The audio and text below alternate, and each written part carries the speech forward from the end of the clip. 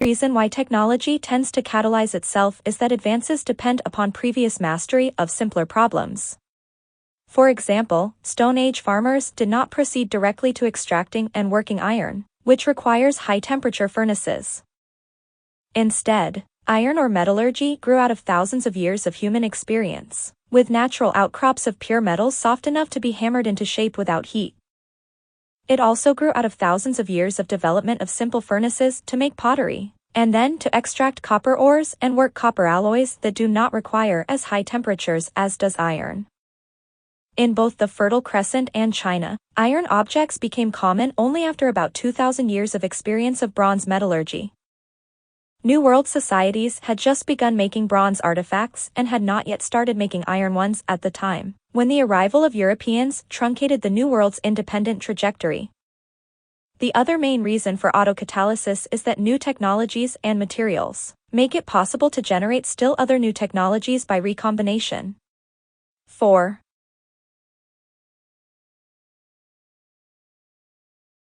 Instance: why did printing spread explosively in medieval Europe after Gutenberg printed his Bible in AD 1455, but not after that unknown printer printed the Fistos disc in 1700 BC?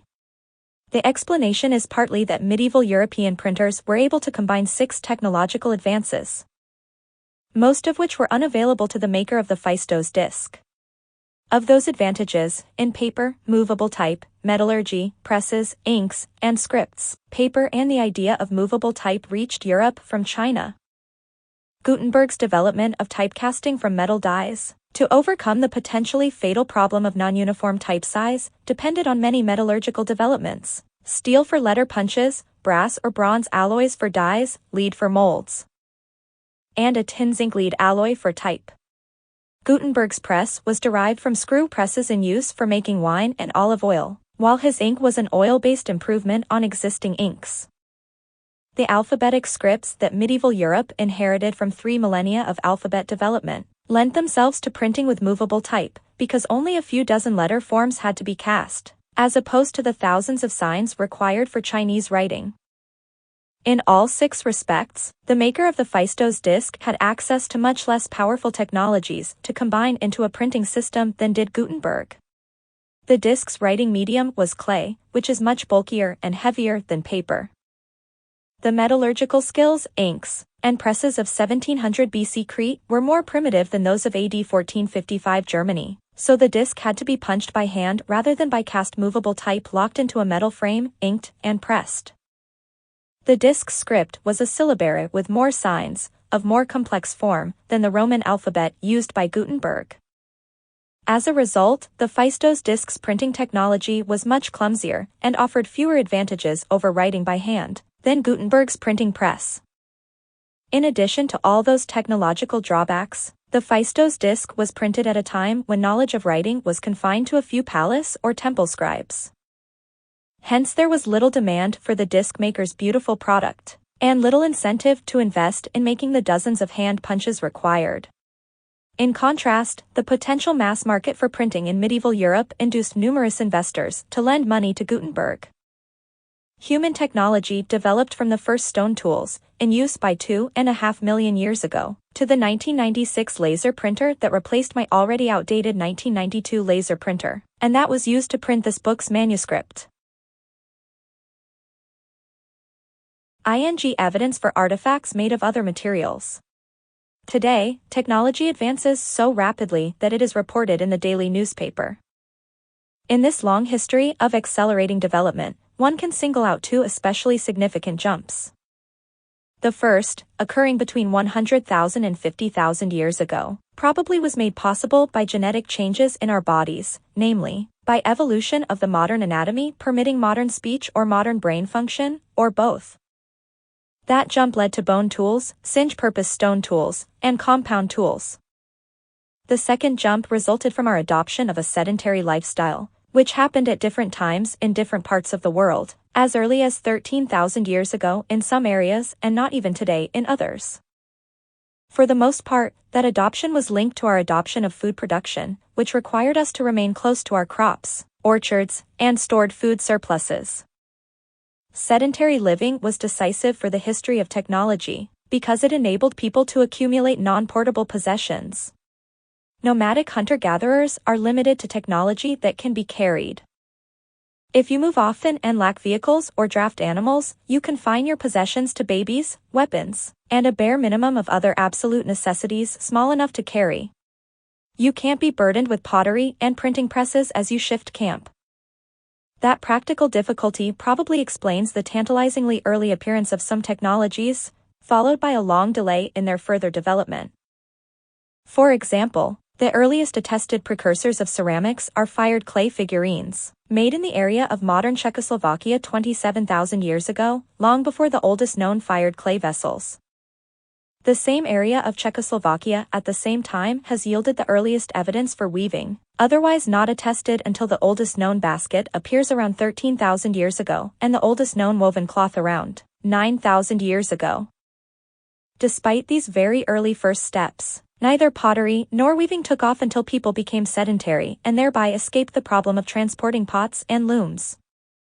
Besides permitting sedentary living and hence the accumulation of possessions, food production was decisive in the history of technology for another reason. It became possible, for the first time in human evolution, to develop economically specialized societies consisting of non-food producing specialists fed by food-producing peasants. But we already saw, in part 2 of this book, that food production arose at different times in different continents. In addition, as we've seen in this chapter, local technology depends, for both its origin and its maintenance, not only on local invention but also on the diffusion of technology from elsewhere. That consideration tended to cause technology to develop most rapidly on continents with few geographic and ecological barriers to diffusion either within that continent or on other continents. Finally, each society on a continent represents one more opportunity to invent and adopt a technology, because societies vary greatly in their innovativeness for many separate reasons. Hence, all other things being equal, technology develops fastest in large productive regions with large human populations, many potential inventors, and many competing societies. Let us now summarize how variations in these three factors, time of onset of food production, barriers to diffusion, and human population size, led straightforwardly to the observed intercontinental differences in the development of technology. Eurasia is the world's largest landmass, encompassing the largest number of competing societies. It was also the landmass with the two centers where food production began the earliest, the Fertile Crescent and China. Its east-west major axis permitted many inventions adopted in one part of Eurasia to spread relatively rapidly to societies at similar latitudes and climates elsewhere in Eurasia. Its breadth along its minor axis contrasts with the Americas' narrowness at the Isthmus of Panama. It lacks the severe ecological barriers transecting the major axes of the Americas and Africa. Thus, geographic and ecological barriers to diffusion of technology were less severe in Eurasia than in other continents. Thanks to all these factors, Eurasia was the continent on which technology started its post-Pleistocene acceleration earliest and resulted in the greatest local accumulation of technologies. North and South America are conventionally regarded as separate continents, but they have been connected for several million years, pose similar historical problems, and may be considered together for comparison with Eurasia.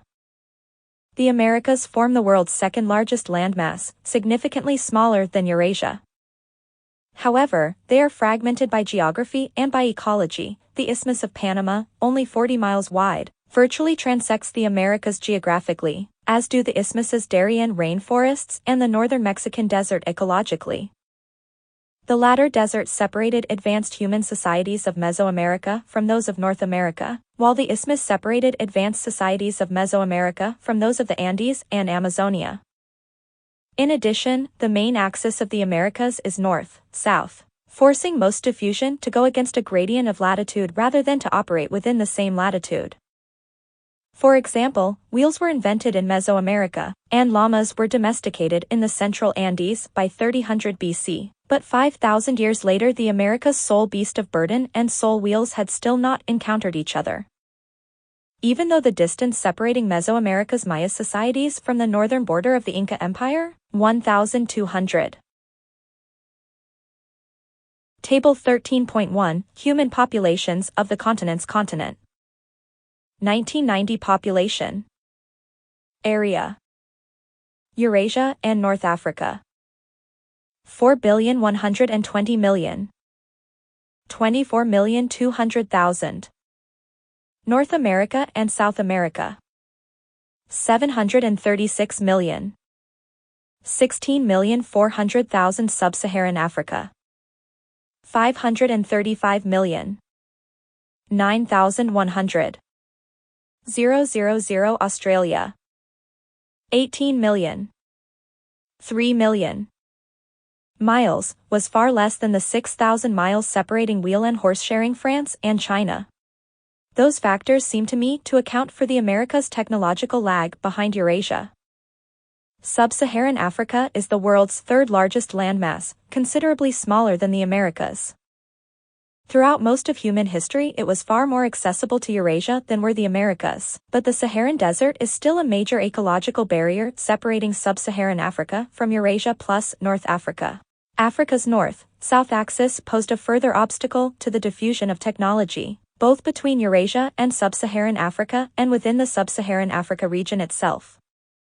As an illustration of the latter obstacle, pottery and iron metallurgy arose in or reached Sub-Saharan Africa's Sahel zone at least as early as they reached Western Europe. However, pottery did not reach the southern tip of Africa until around AD 1, and metallurgy had not yet diffused overland to the southern tip by the time that it arrived there from Europe on ships. Finally, Australia is the smallest continent.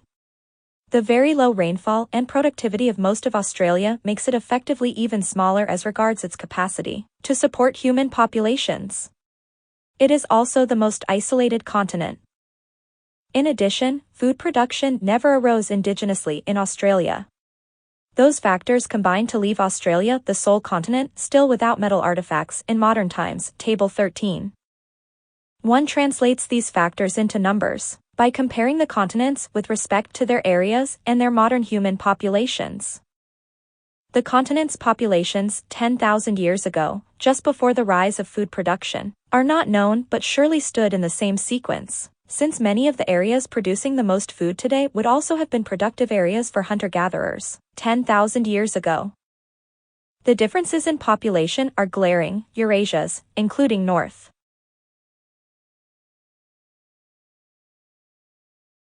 Africa's, is nearly 6 times that of the Americas, nearly 8 times that of Africa's, and 230 times that of Australia's. Larger populations mean more inventors and more competing societies. Table 13.1 by itself goes a long way toward explaining the origins of guns and steel in Eurasia. All these effects that continental differences in area, population, ease of diffusion, and onset of food production exerted on the rise of technology became exaggerated, because technology catalyzes itself.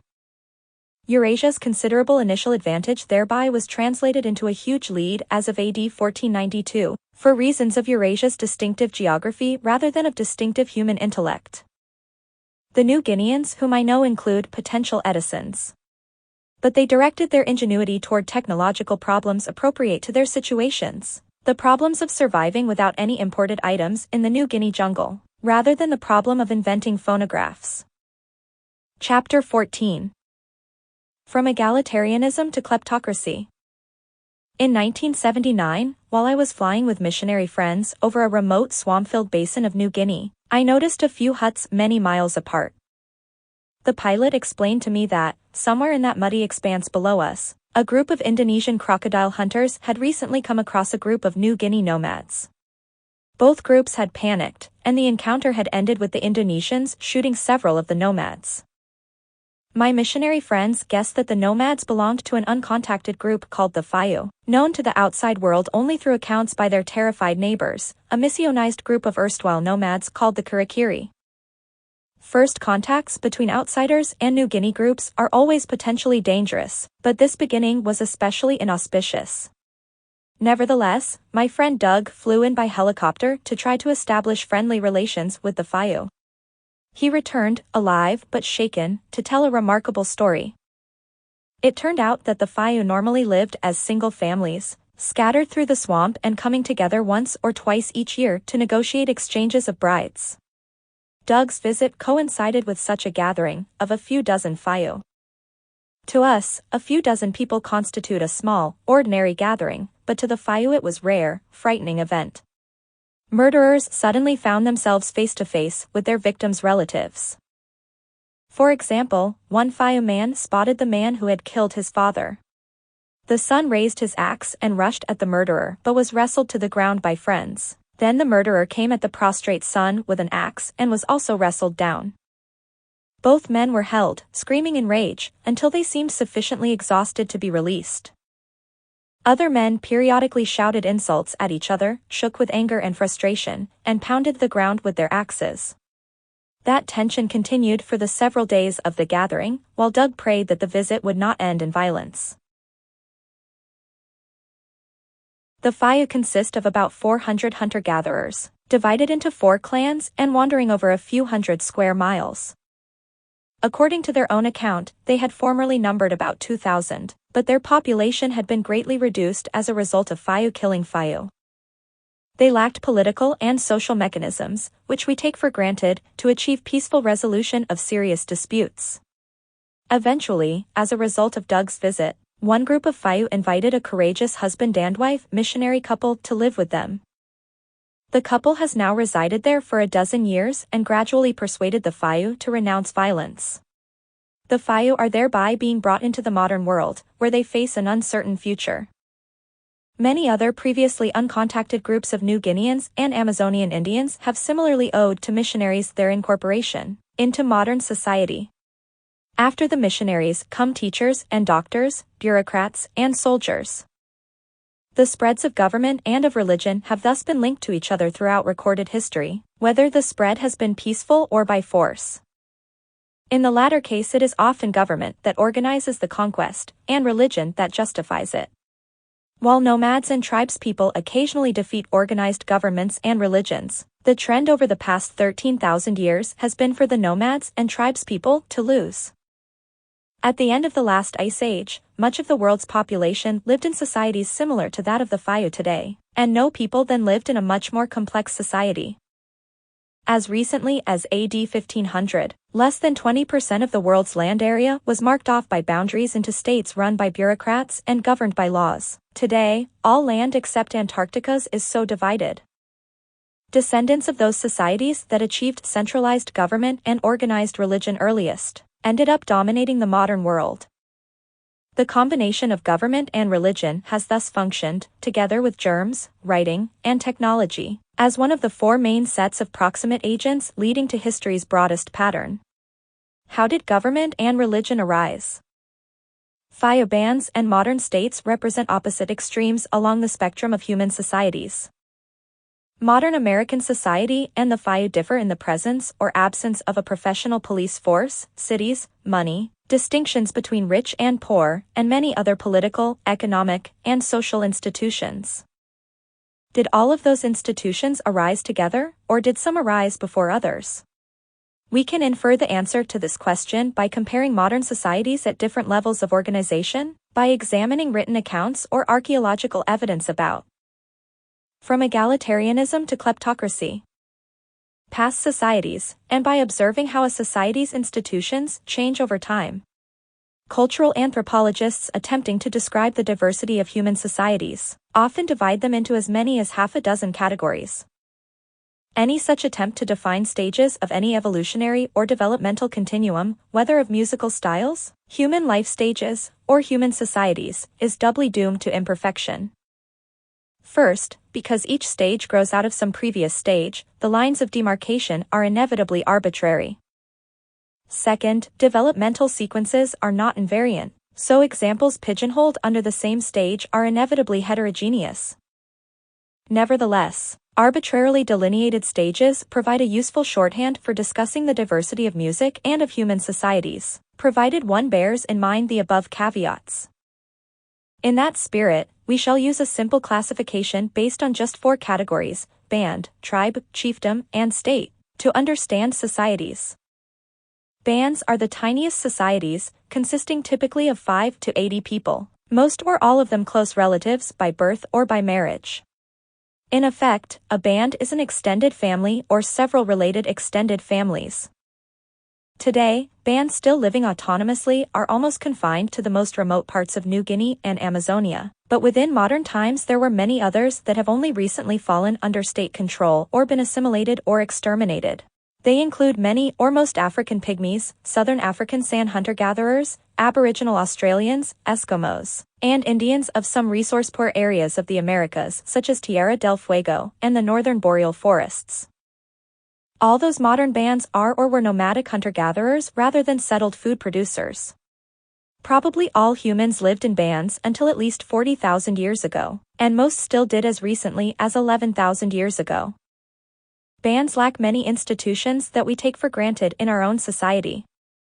They have no permanent single base of residence. The band's land is used jointly by the whole group, instead of being partitioned among subgroups or individuals. There is no regular economic specialization, except by age and sex. All able-bodied individuals forage for food. There are no formal institutions, such as laws, police, and treaties, to resolve conflicts within and between bands. Band organization is often described as egalitarian. There is no formalized social stratification into upper and lower classes, no formalized or hereditary leadership, and no formalized monopolies of information and decision-making. However, the term egalitarian should not be taken to mean that all band members are equal in prestige and contribute. Table 14.1 Types of Societies. A horizontal arrow indicates that the attribute varies between less and more complex societies of that type. From egalitarianism to kleptocracy. Equally to decisions. Rather, the term merely means that any band of leadership is informal and acquired through qualities such as personality, strength, intelligence, and fighting skills. My own experience with bands comes from the swampy lowland area of New Guinea where the Faya live, a region known as the Lakes Plains. There, I still encounter extended families of a few adults with their dependent children and elderly, living in crude temporary shelters along streams and traveling by canoe and on foot. Why do peoples of the Lakes Plains continue to live as nomadic bands, when most other New Guinea peoples, and almost all other peoples elsewhere in the world, now live in settled larger groups? The explanation is that the region lacks dense local concentrations of resources that would permit many people to live together, and that it also lacked native plants that could have permitted productive farming. The band's food staple is the sago palm tree, whose core yields a starchy pith when the palm reaches maturity. The bands are nomadic, because they must move when they have cut the mature sago trees in an area. Band numbers are kept low by diseases, by the lack of raw materials in the swamp, and by the limited amount of food that the swamp yields for humans. Similar limitations on the resources accessible to existing human technology prevail in the regions of the world recently occupied by other bands. Our closest animal relatives, the gorillas and chimpanzees and bonobos of Africa, also live in bands. All humans presumably did so too, until improved technology for extracting food allowed some hunter-gatherers to settle in permanent dwellings in some resource-rich areas. The band is the political, economic, and social organization that we inherited from our millions of years of evolutionary history. Our developments beyond it all took place within the last few tens of thousands of years. The first of those stages beyond the band is termed the tribe, which differs in being larger and usually having fixed settlements. However, some tribes and even chiefdoms consist of herders who move seasonally.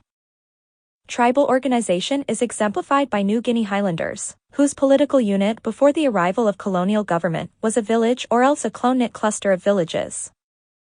This political definition of a tribe is thus often much smaller than what linguists and cultural anthropologists would define as a tribe, namely, a group that shares language and culture.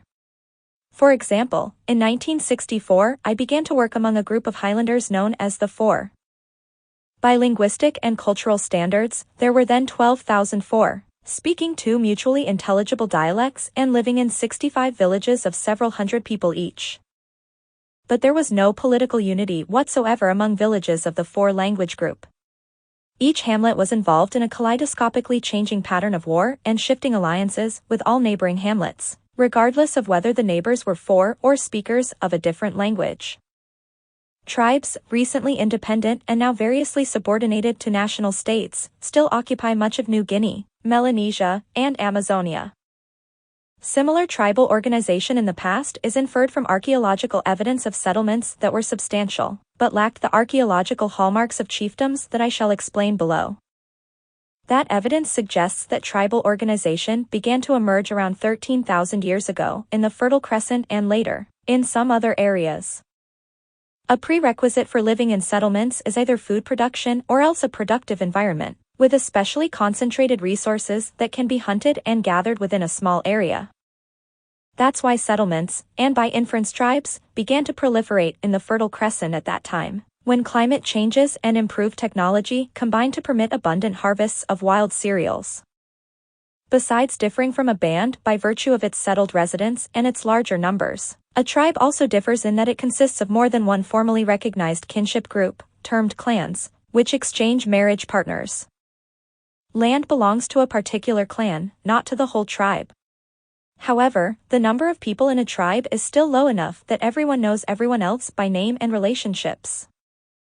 For other types of human groups as well, a few hundred seems to be an upper limit for group size compatible with everyone's knowing everybody. In our state society, for instance, school principals are likely to know all their students by name if the school contains a few hundred children, but not if it contains a few thousand children. One reason why the organization of human government tends to change from that of a tribe to that of a chiefdom in societies with more than a few hundred members is that the difficult issue of conflict resolution between strangers becomes increasingly acute in larger groups.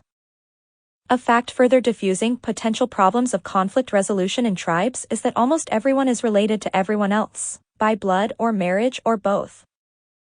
Those ties of relationships binding all tribal members make police, laws, and other conflict-resolving institutions or larger societies unnecessary, since any two villagers getting into an argument will share many kin, who apply pressure on them to keep it from becoming violent. From egalitarianism to kleptocracy. In traditional New Guinea society, if a New Guinean happened to encounter an unfamiliar New Guinean while both were away from their respective villages, the two engaged in a long discussion of their relatives.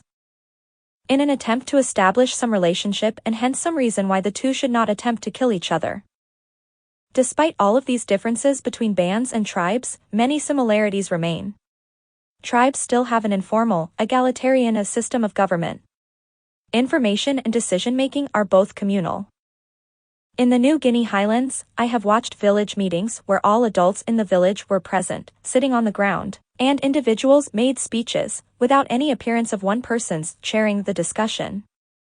Many Highland villages do have someone known as the big man, the most influential man of the village.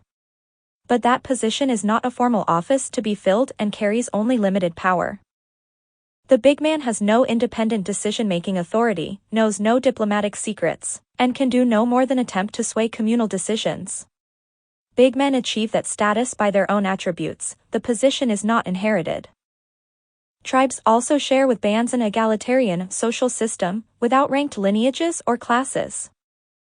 Not only is status not inherited, no member of a traditional tribe or band can become disproportionately wealthy by his or her own efforts, because each individual has debts and obligations to many others. It is therefore impossible for an outsider to guess, from appearances, which of all the adult men in a village is the big man. He lives in the same type of hut, wears the same clothes or ornaments, or is as naked as everyone else. Like bands, tribes lack a bureaucracy, police force, and taxes. Their economy is based on reciprocal exchanges between individuals or families, rather than on a redistribution of tribute paid to some central authority. Economic specialization is slight, full-time craft specialists are lacking, and every able-bodied adult participates in growing, gathering, or hunting food. I recall one occasion when I was walking past a garden in the Solomon Islands, saw a man digging and waving at me in the distance, and realized to my astonishment that it was a friend of mine named Falato. He was the most famous woodcarver of the Solomons, an artist of great originality, but that did not free him of the necessity to grow his own sweet potatoes. Since tribes thus lack economic specialists, they also lack slaves, because there are no specialized menial jobs for a slave to perform. Just as musical composers of the classical period range from C.P. Bach to Schubert and thereby cover the whole spectrum, from Baroque composers to Romantic composers, tribes also shade into bands at one extreme and into chiefdoms at the opposite extreme. In particular, a tribal bigman's role in dividing the meat of pigs slaughtered for feasts points to the role of chiefs in collecting and redistributing food and goods, now reconstrued as tribute, in chiefdoms. Similarly, presence or absence of public architecture is supposedly one of the distinctions between tribes and chiefdoms, but large New Guinea villages often have cult houses that presage the temples of chiefdoms. Although a few bands and tribes survive today on remote and ecologically marginal lands outside state control, fully independent chiefdoms had disappeared by the early 20th century, because they tended to occupy prime land coveted by states. However, as of AD 1492, chiefdoms were still widespread over much of the eastern United States, in productive areas of South and Central America and Sub-Saharan Africa that had not yet been subsumed under native states, and in all of Polynesia. The archaeological evidence discussed below suggests that chiefdoms arose by around 5500 BC in the Fertile Crescent, and by around 1000 BC in Mesoamerica and the Andes. Let us consider the distinctive features of chiefdoms, very different from modern European and American states and, at the same time, from bands and simple tribal societies. As regards population size, chiefdoms were considerably larger than tribes, ranging from several thousand to several tens of thousands of people. That size created serious potential for internal conflict because, for any person living in a chiefdom, the vast majority of other people in the chiefdom were neither closely related by blood or marriage nor known by name. With the rise of chiefdoms around 7,500 years ago, people had to learn, for the first time in history, how to encounter strangers regularly without attempting to kill them. Part of the solution to that problem was for one person, the chief, to exercise a monopoly on the right to use force. In contrast to a tribe's bigman, a chief held a recognized office, filled by hereditary right. Instead of the decentralized anarchy of a village meeting, the chief was a permanent centralized authority, made all significant decisions, and had a monopoly on critical information. Unlike bigmen, chiefs could be recognized from afar by visible distinguishing features, such as a large fan worn over the back on Rennell Island in the Southwest Pacific. A commoner encountering a chief was obliged to perform ritual marks of respect, such as prostrating oneself. The chief's orders might be transmitted through one or two levels of bureaucrats, many of whom, from egalitarianism to kleptocracy, were themselves low-ranked chiefs. However, in contrast to state bureaucrats, chiefdom bureaucrats had generalized rather than specialized roles. In Polynesian Hawaii, the same bureaucrats extracted tribute and oversaw irrigation and organized labor corvées for the chief, whereas state societies have separate tax collectors, water district managers, and draft boards.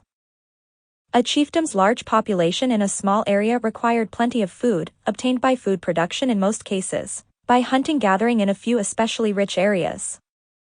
For example, American Indians of the Pacific Northwest coast, such as the Kwakiutl, Nootka, and Tlingit Indians, lived under chiefs in villages without any agriculture or domestic animals, because the rivers and sea were so rich in salmon and halibut. The food surpluses generated by some people, relegated to the rank of commoners, went to feed the chiefs, their families, bureaucrats, and craft specialists, who variously made canoes, adzes, or spittoons or worked as bird catchers or tattooers. Luxury goods, consisting of those specialized crafts products or else rare objects obtained by long-distance trade, were reserved for chiefs. For example, Hawaiian chiefs had feather cloaks, some of them consisting of tens of thousands of feathers and requiring many human generations for their manufacture. That concentration of luxury goods often makes it possible to recognize chiefdoms archaeologically, by the fact that some graves contain much richer goods than other graves, in contrast to the egalitarian burials of earlier human history. Some ancient complex chiefdoms can also be distinguished from tribal villages by the remains of elaborate public architecture, and by a regional hierarchy of settlements. with one site being obviously larger and having more administrative buildings and artifacts than other sites. Like tribes, chiefdoms consisted of multiple hereditary lineages living at one site. However, whereas the lineages of tribal villages are equal-ranked clans, in a chiefdom all members of the chief's lineage had hereditary perquisites. In effect, the society was divided into hereditary chief and commoner classes, with Hawaiian chiefs themselves subdivided into 8 hierarchically ranked lineages, each concentrating its marriages within its own lineage. Furthermore, since chiefs required menial servants as well as specialized craftspeople, chiefdoms differed from tribes in having many jobs that could be filled by slaves, typically obtained by capture and raids. The most distinctive economic feature of chiefdoms was their shift from reliance solely on the reciprocal exchanges characteristic of bands and tribes, by which A gives B a gift while expecting that B at some unspecified future time will give a gift of comparable value to A. We modern state dwellers indulge in such behavior on birthdays and holidays. But most of our flow of goods is achieved instead by buying and selling for money according to the law of supply and demand. While continuing reciprocal exchanges and without marketing or money, chiefdoms developed an additional new system termed a redistributive economy. A simple example would involve a chief receiving wheat at harvest time from every farmer in the chiefdom, then throwing a feast for everybody and serving bread, or else storing the wheat and gradually giving it out again in the months between harvests. When a large portion of the goods received from commoners was not redistributed to them but was retained and consumed by the chiefly lineages and craftspeople, the redistribution became tribute, a precursor of taxes that made its first appearance in chiefdoms. From the commoners, the chiefs claimed not only goods but also labor for construction of public works, which again might return to benefit the commoners or instead benefited mainly the chiefs. We have been talking about chiefdoms generically, as if they were all the same. In fact, chiefdoms varied considerably. Larger ones tended to have more powerful chiefs, more ranks of chiefly lineages, greater distinctions between chiefs and commoners, more retention of tribute by the chiefs, more layers of bureaucrats, and grander public architecture. For instance, societies on small Polynesian islands were effectively rather similar to tribal societies with a big man, except that the position of chief was hereditary. The chief's hut looked like any other hut, there were no bureaucrats or public works. The chief redistributed most goods he received back to the commoners, and land was controlled by the community. But on the largest Polynesian islands, such as Hawaii, Tahiti, and Tonga, chiefs were recognizable at a glance by their ornaments, public works were erected by large labor forces, most tribute was retained by the chiefs, and all land was controlled by them. A further gradation among societies with ranked lineages was from those where the political unit was a single autonomous village, to those consisting of a regional assemblage of villages in which the largest village with a paramount chief controlled the smaller villages, with lesser chiefs. By now, it should be obvious that chiefdoms introduced the dilemma fundamental to all centrally governed, non-egalitarian societies. At best, they do good by providing expensive services impossible to contract for on an individual basis. At worst, they function unabashedly as kleptocracies, transferring net wealth from egalitarianism to kleptocracy. Commoners to upper classes.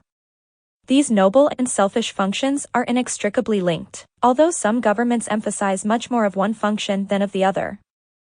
The difference between a kleptocrat and a wise statesman, between a robber baron and a public benefactor, is merely one of degree, a matter of just how large a percentage of the tribute extracted from producers is retained by the elite, and how much the commoners like the public uses to which the redistributed tribute is put. We consider President Mobutu of Zaire a kleptocrat because he keeps too much tribute and redistributes too little tribute. We consider George Washington a statesman because he spent tax money on widely admired programs and did not enrich himself as president. Nevertheless, George Washington was born into wealth, which is much more unequally distributed in the United States than in New Guinea villages. For any ranked society, whether a chiefdom or a state, one thus has to ask, why do the commoners tolerate the transfer of the fruits of their hard labor to kleptocrats?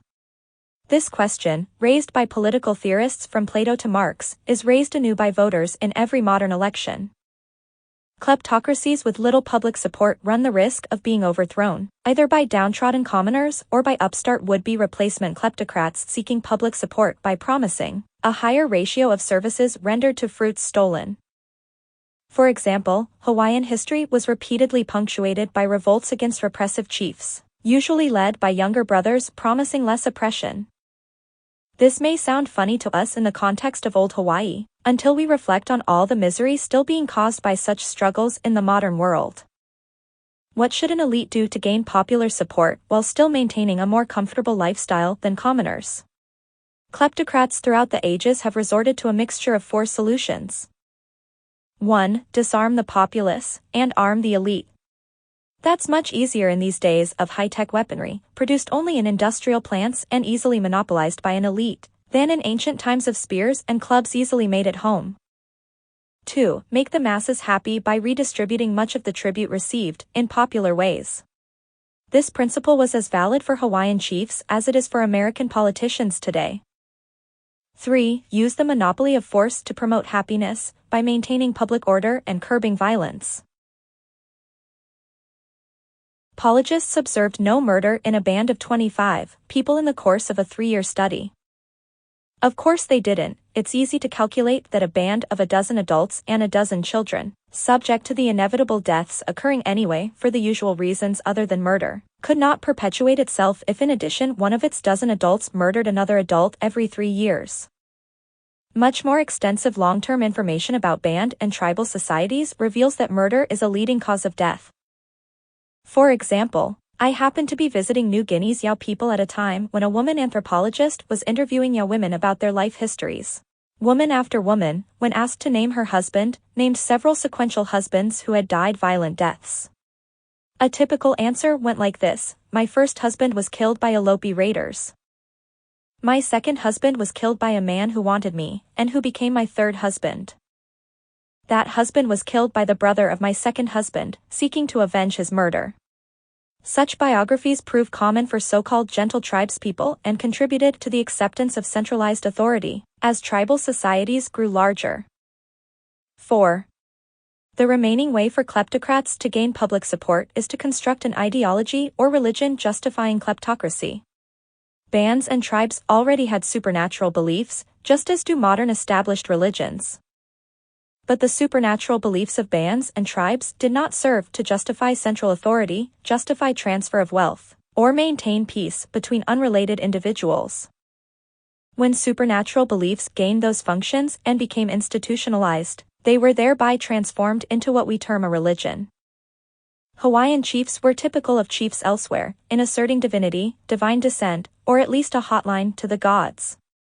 The chief claimed to serve the people by interceding for them with the gods and reciting the ritual formulas required to obtain rain, good harvests, and success in fishing. Chiefdoms characteristically have an ideology, precursor to an institutionalized religion, that buttresses the chief's authority. The chief may either combine the offices of political leader and priest in a single person, or may support a separate group of kleptocrats whose function is to provide ideological justification for the chiefs. That is why chiefdoms devote so much collected tribute to constructing temples and other public works, which serve as centers of the official religion and visible signs of the chief's power. Besides justifying the transfer of wealth to kleptocrats, institutionalized religion brings 2 other important benefits to centralized societies. First, shared ideology or religion helps solve the problem of how unrelated individuals are to live together without killing each other, by providing them with a bond not based from egalitarianism to kleptocracy on kinship. Second, it gives people a motive, other than genetic self-interest, for sacrificing their lives on behalf of others. At the cost of a few society members who die in battle as soldiers, the whole society becomes much more effective at conquering other societies or resisting attacks.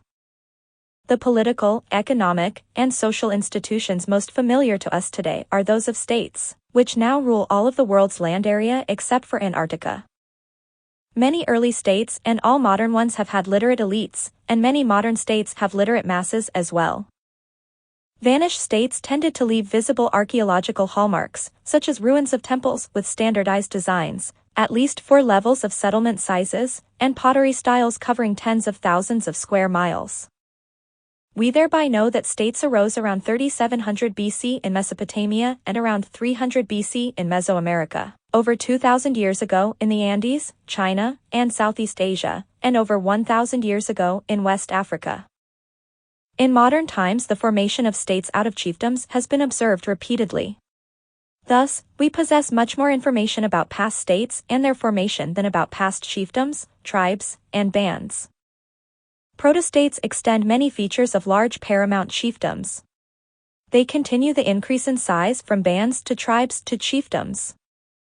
Whereas chiefdoms' populations range from a few thousand to a few tens of thousands, the populations of most modern states exceed 1 million, and China's exceeds 1 billion. The paramount chief's location may become the state's capital city. Other population centers of states outside the capital may also qualify as true cities, which are lacking in chiefdoms.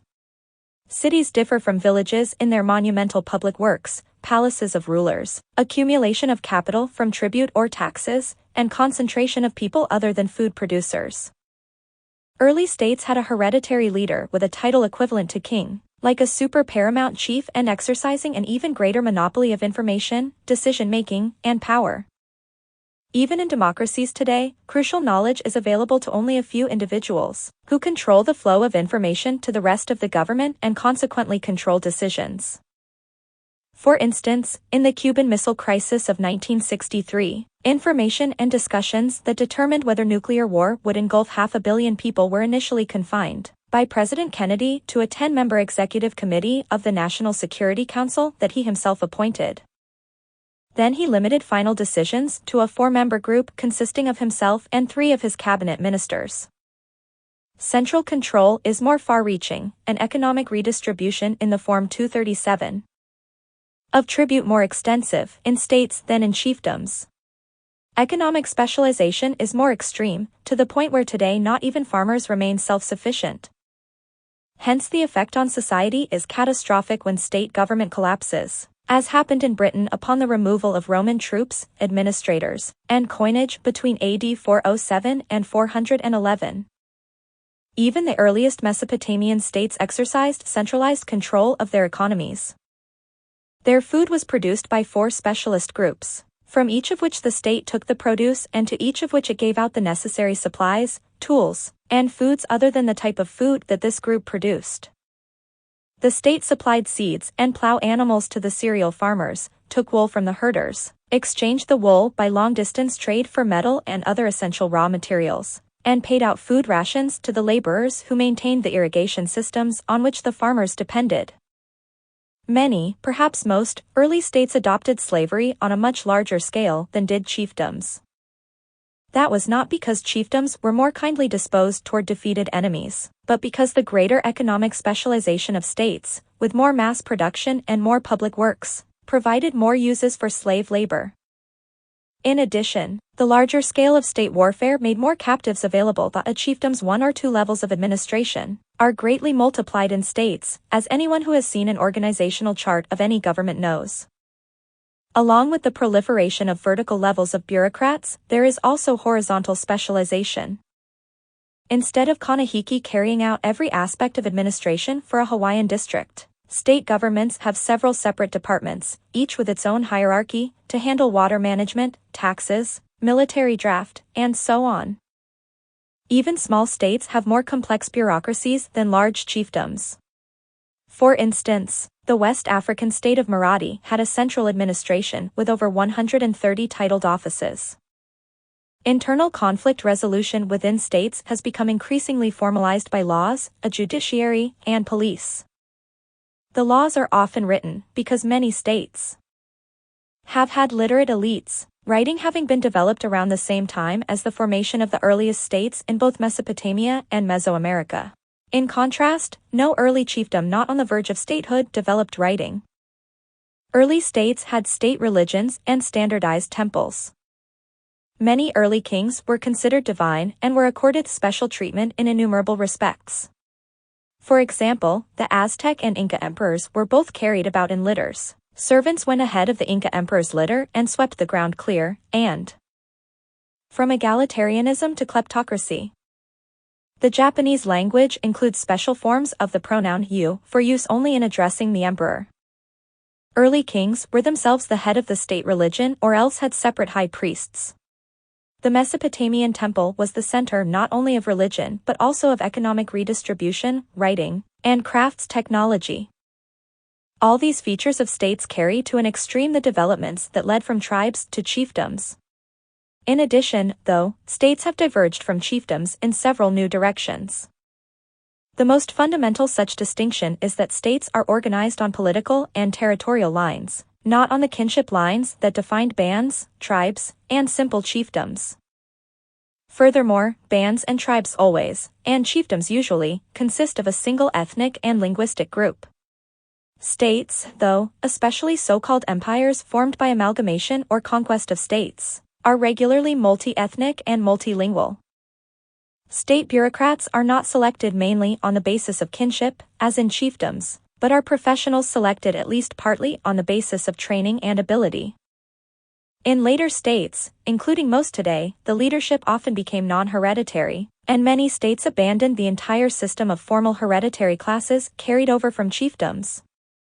Over the past 13,000 years, the predominant trend in human society has been the replacement of smaller, less complex units by larger, more complex ones. Obviously, that is no more than an average long-term trend, with innumerable shifts in either direction, 1,000 amalgamations for 999 reversals. We know from our daily newspaper that large units can disintegrate into smaller units, as did Alexander of Macedon's empire over 2,000 years ago. More complex units don't always conquer less complex ones, but may succumb to them, as when the Roman and Chinese empires were overrun by barbarian and Mongol chiefdoms, respectively. But the long-term trend has still been toward large, complex societies, culminating in states. Obviously, too, part of the reason for states' triumphs over simpler entities when the two collide is that states usually enjoy an advantage of weaponry, and other technology, and a large numerical advantage in population. But there are also two other potential advantages inherent in chiefdoms and states. First, a centralized decision-maker has the advantage at concentrating troops and resources. Second, the official religions and patriotic fervor of many states make their troops willing to fight suicidally. The latter willingness is one so strongly programmed into us citizens of modern states, by our schools and churches and governments, that we forget what a radical break it marks with previous human history. Every state has its slogan urging its citizens to be prepared to die if necessary for the state, Britain's, for king and country, Spain's, por Dios y España, and so on. 21. Similar sentiments motivated 16th century Aztec warriors. There is nothing like death in war, nothing like the flowery death so precious to him who gives life, far off I see it, my heart yearns for it. Such sentiments are unthinkable in bands and tribes. In all the accounts that my New Guinea friends have given me of their former tribal wars, there has been not a single hint of tribal patriotism, of a suicidal charge, or of any other military conduct carrying an accepted risk of being killed. Instead, raids are initiated by ambush or by superior force, so as to minimize at all costs the risk that one might die for one's village. But that attitude severely limits the military options of tribes, compared with state societies. Naturally, what makes patriotic and religious fanatics such dangerous opponents is not the deaths of the fanatics themselves, but their willingness to accept the deaths of a fraction of their number in order to annihilate or crush their infidel enemy. Fanaticism in war, of the type that drove recorded Christian and Islamic conquests, was probably unknown on Earth until chiefdoms and especially states emerged within the last 6,000 years. How did small, non-centralized, kin-based societies evolve into large centralized ones in which most members are not closely related to each other? Having reviewed the stages in this transformation from bands to states, we now ask what impelled societies thus to transform themselves.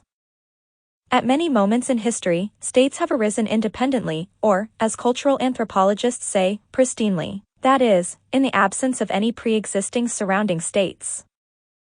Pristine state origins took place at least once, possibly many times, on each of the continents except Australia and North America. Prehistoric states included those of Mesopotamia, North China, the Nile and Indus valleys, Mesoamerica, the Andes, and West Africa. Native states in contact with European states have arisen from chiefdoms repeatedly in the last 3 centuries in Madagascar, Hawaii, Tahiti, and many parts of Africa. Chiefdoms have arisen pristinely even more often, in all of the same regions and in North America's southeast and Pacific Northwest, the Amazon, Polynesia, and Sub-Saharan Africa. All these origins of complex societies give us a rich database for understanding their development. Of the many theories addressing the problem of state origins, the simplest denies that there is any problem to solve. Aristotle considered states the natural. From egalitarianism to kleptocracy. Condition of human society, requiring no explanation. His error was understandable, because all the societies with which he would have been acquainted, Greek societies of the 4th century BC, were states. However, we now know that, as of AD 1492, much of the world was instead organized into chiefdoms, tribes, or bands. State formation does demand an explanation. The next theory is the most familiar one. The French philosopher Jean-Jacques Rousseau speculated that states are formed by a social contract, a rational decision reached when people calculated their self-interest, came to the agreement that they would be better off in a state than in simpler societies, and voluntarily did away with their simpler societies. But observation and historical records have failed to uncover a single case of a states being formed in that ethereal atmosphere of dispassionate farsightedness. Smaller units do not voluntarily abandon their sovereignty and merge into large units. They do so only by conquest, or under external duress. A third theory, still popular with some historians and economists, sets out from the undoubted fact that, in both Mesopotamia and North China and Mexico, large-scale irrigation systems began to be constructed around the time that states started to emerge. The theory also notes that any big, complex system for irrigation or hydraulic management requires a centralized bureaucracy to construct and maintain it. The theory then turns an observed rough correlation in time into a postulated chain of cause and effect.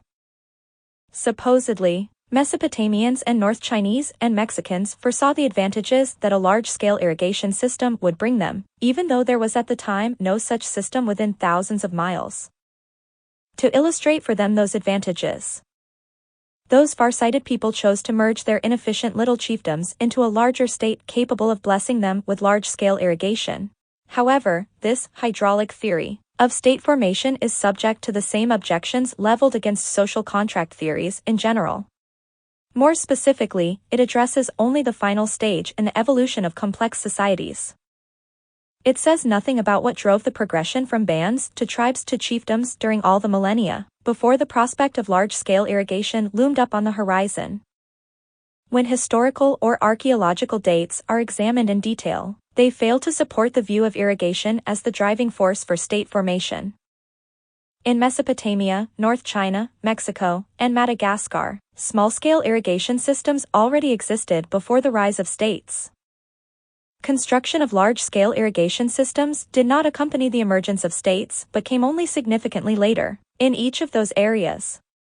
In most of the states formed over the Maya area of Mesoamerica and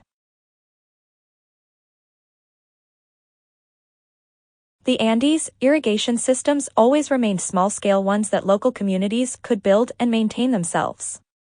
Thus, even in those areas where complex systems of hydraulic management did emerge, they were a secondary consequence of states that must have formed for other reasons. What seems to me to point to a fundamentally correct view of state formation is an undoubted fact of much wider validity than the correlation between irrigation and the formation of some states, namely, that the size of the regional population is the strongest single predictor of societal complexity. As we have seen, bands number a few dozen individuals, tribes a few hundred, chiefdoms a few thousand to a few tens of thousands, and states generally over about 50,000.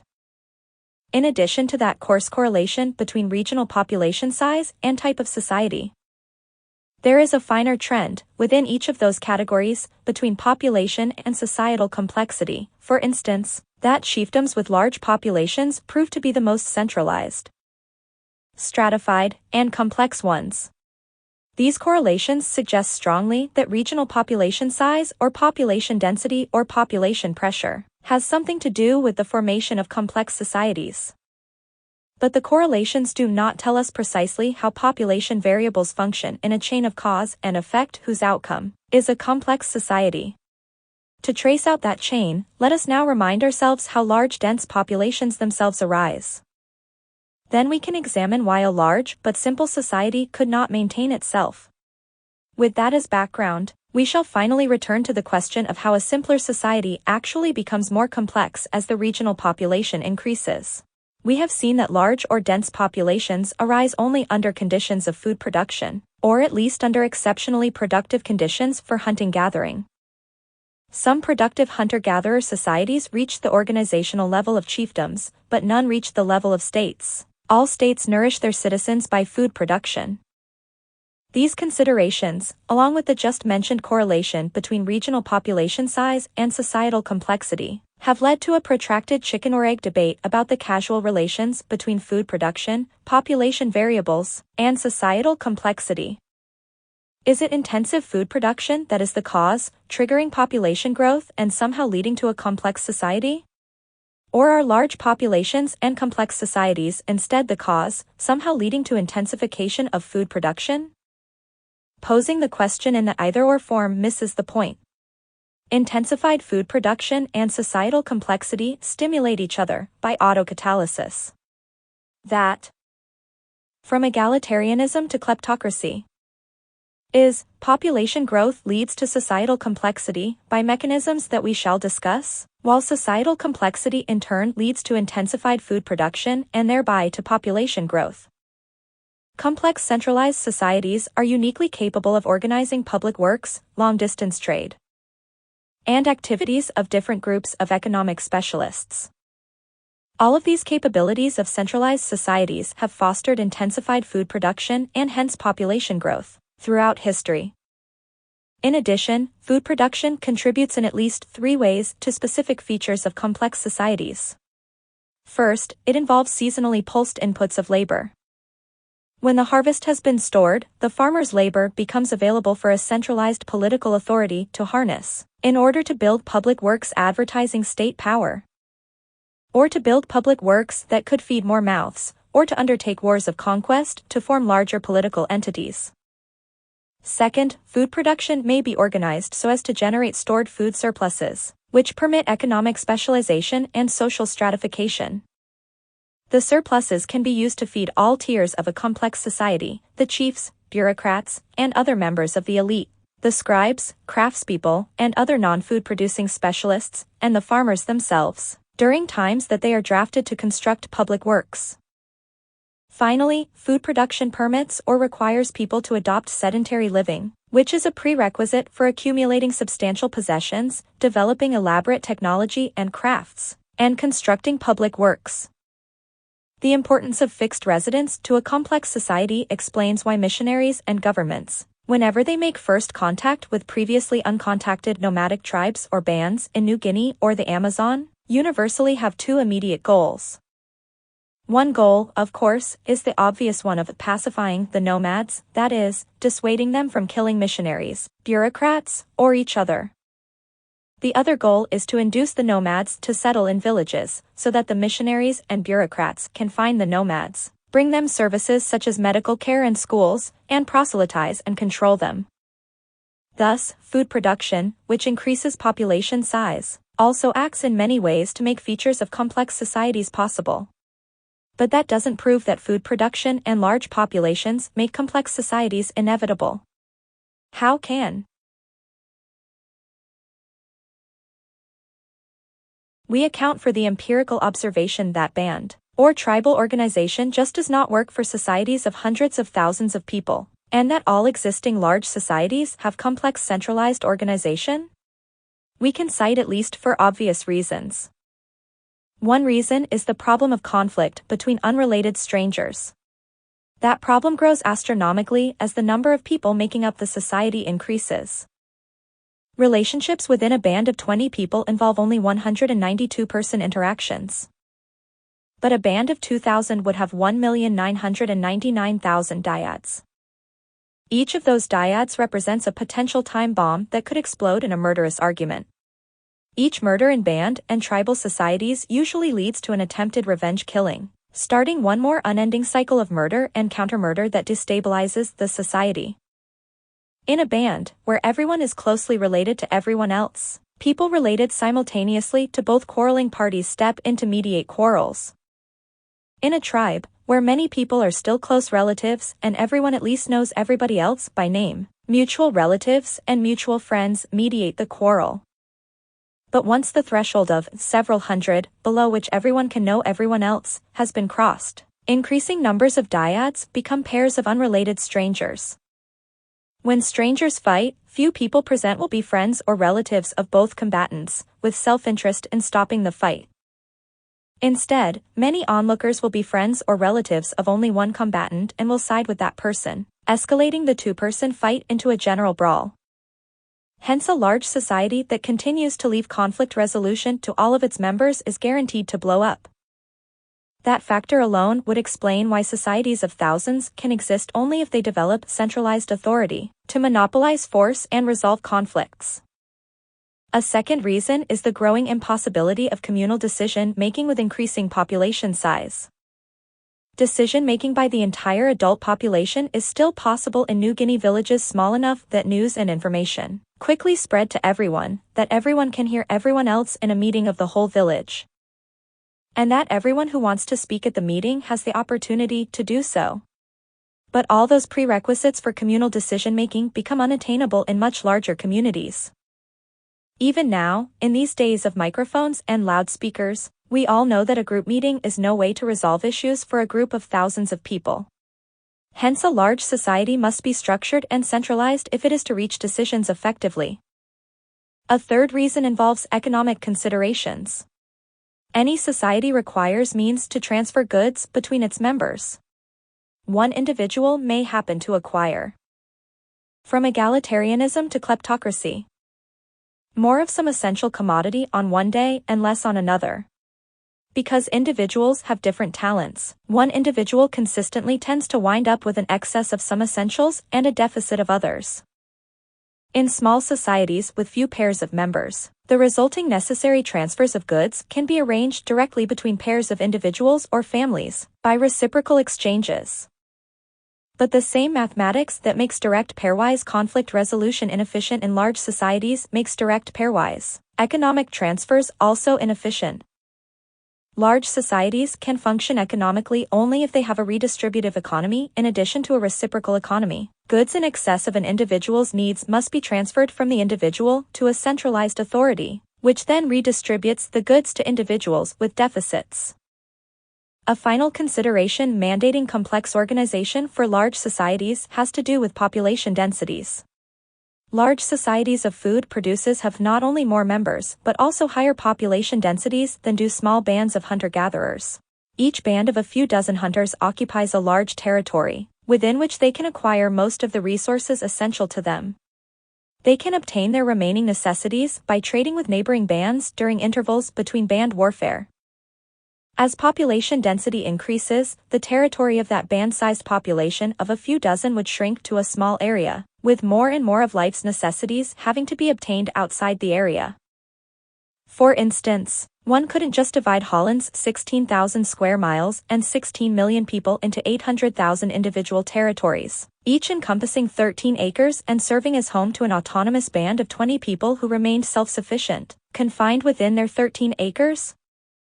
Occasionally taking advantage of a temporary truce to come to the borders of their tiny territory in order to exchange some trade items and brides with the next band. Such spatial realities require that densely populated regions support large and complexly organized societies. Considerations of conflict resolution, decision-making, economics, and space thus converge in requiring large societies to be centralized. But centralization of power inevitably opens the door, for those who hold the power, are privy to information, make the decisions, and redistribute the goods, to exploit the resulting opportunities to reward themselves and their relatives. To anyone familiar with any modern grouping of people, that's obvious. As early societies developed, those acquiring centralized power gradually established themselves as an elite, perhaps originating as one of several formerly equal-ranked village clans that became more equal than the others. Those are the reasons why large societies cannot function with band organization and instead are complex kleptocracies. But we are still left with the question of how small, simple societies actually evolve or amalgamate into large, complex ones. Amalgamation, centralized conflict resolution, decision-making, economic redistribution, and kleptocratic religion don't just develop automatically through a Rousseau-esque social contract. What drives the amalgamation? In part, the answer depends upon evolutionary reasoning. I said at the outset of this chapter that societies classified in the same category are not all identical to each other, because humans and human groups are infinitely diverse. For example, among bands and tribes, the big men of some are inevitably more charismatic, powerful, and skilled in reaching decisions than the big men of others. Among large tribes, those with stronger big men and hence greater centralization tend to have an advantage over those with less centralization. Tribes that resolve conflicts as poorly as did the Fayou tend to blow apart again into bands, while ill-governed chiefdoms blow apart into smaller chiefdoms or tribes. Societies with effective conflict resolution, sound decision-making, and harmonious economic redistribution can develop better technology, concentrate their military power, seize larger and more productive territories, and crush autonomous smaller societies one by one. Thus, competition between societies at one level of complexity tends to lead to societies on the next level of complexity, if conditions permit. Tribes conquer or combine with tribes to reach the size of chiefdoms, which conquer or combine with other chiefdoms to reach the size of states, which conquer or combine with other states to become empires. More generally, large units potentially enjoy an advantage over individual small units if, and that's a big if, the large units can solve the problems that come with their larger size, such as perennial threats from upstart claimants to leadership, commoner resentment of kleptocracy, and increased problems associated with economic integration. The amalgamation of smaller units into larger ones has often been documented historically or archaeologically. Contrary to Rousseau, such amalgamations never occur by a process of unthreatened little societies freely deciding to merge, in order to promote the happiness of their citizens. Leaders of little societies, as of big ones, are jealous of their independence and prerogatives. Amalgamation occurs instead in either of two ways, by merger under the threat of external force, or by actual conquest. Innumerable examples are available to illustrate each mode of amalgamation. Merger under the threat of external force is well illustrated by the formation of the Cherokee Indian Confederation, in the U.S. Southeast. The Cherokees were from egalitarianism to kleptocracy. Originally divided into 30 or 40 independent chiefdoms, each consisting of a village of about 400 people. Increasing white settlement led to conflicts between Cherokees and whites. When individual Cherokees robbed or assaulted white settlers and traders, the whites were unable to discriminate among the different Cherokee chiefdoms and retaliated indiscriminately against any Cherokees, either by military action or by cutting off trade. In response, the Cherokee chiefdoms gradually found themselves compelled to join into a single confederacy in the course of the 18th century. Initially, the larger chiefdoms in 1730 chose an overall leader, a chief named Moytoy, who was succeeded in 1741 by his son. The first task of these leaders was to punish individual Cherokees who attacked whites, and to deal with the white government. Around 1758, the Cherokees regularized their decision-making with an annual council modeled on previous village councils, and meeting at one village, which thereby became a de facto capital. Eventually, the Cherokees became literate and adopted a written constitution. The Cherokee Confederacy was thus formed not by conquest but by the amalgamation of previously jealous smaller entities, which merged only when threatened with destruction by powerful external forces. In much the same way, in an example of state formation described in every American history textbook, the white American colonies themselves, one of which had precipitated the formation of the Cherokee state, were impelled to form a nation of their own when threatened with the powerful external force of the British monarchy. The American colonies were initially as jealous of their autonomy as the Cherokee chiefdoms, and their first attempt at amalgamation under the Articles of Confederation proved unworkable because it reserved too much autonomy to the ex-colonies. Only further threats, notably Shays's rebellion of 1786 and the unsolved burden of war debt, overcame the ex-colonies' extreme reluctance to sacrifice autonomy and pushed them into adopting our current strong federal constitution in 1787. The 19th century unification of Germany's jealous principalities proved equally difficult. 3 early attempts failed before the external threat of France's declaration of war in 1870 finally led to the princelets surrendering much of their power to a central imperial German government in 1871. The other mode of formation of complex societies, besides merger under threat of external force, is merger by conquest. Latian pressure rose, fighting between the chiefdoms became increasingly intense. Among all those chiefdoms, the ubiquitous problem of devising centralized power structures was solved most successfully by a chief called Dingiswayo, who gained ascendancy of the Mtetwa chiefdom by killing a rival around 1807. Dingiswayo developed a superior centralized military organization by drafting young men from all villages, and grouping them into regiments by age rather than by their village.